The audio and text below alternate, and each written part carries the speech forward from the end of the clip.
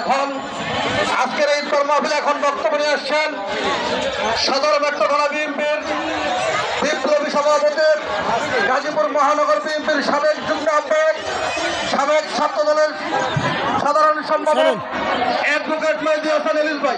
Advocate মেহেদী Hasan Alice ভাই।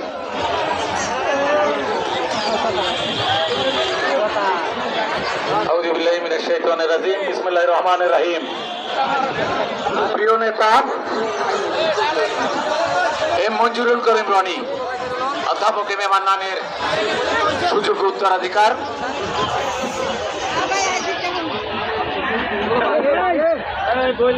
সুবিধাবঞ্চিত মানুষের জন্য সারা ম্যাচব্যাপী গাজীপুরের বিভিন্ন জায়গায় ইফতারের আয়োজন করেছেন।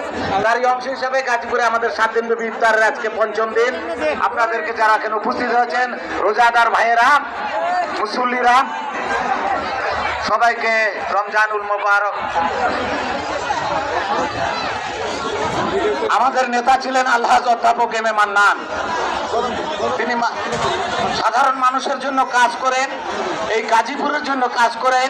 তিনি খেতাব পেয়েছিলেন গাজীপুরের উন্নয়নের প্রতীক। এই গাজীপুরের ইতিহাসে এমন জনবান্ধব নেতা আর পাওয়া যায়নি। উনি আমাদের মাঝ থেকে চলে যাওয়ার পরে, উনি ইন্তেকাল করার পরে এদেশের মানুষ হতাশাগ্রস্ত হয়ে পড়েছিল। তারা মনে করেছিল তাদের বন্ধু চলে গেছে, কে তাদের দেখবে। আমরা দেখলাম তার এই প্রতিচ্ছবি হিসাবে আমাদের মাঝে এসে হাজির হলেন। তার এই সুযোগ উত্তরাধিকার আজকে আমাদের নেতা এই গাজীপুর সাধারণ মানুষের জন্য করবেন।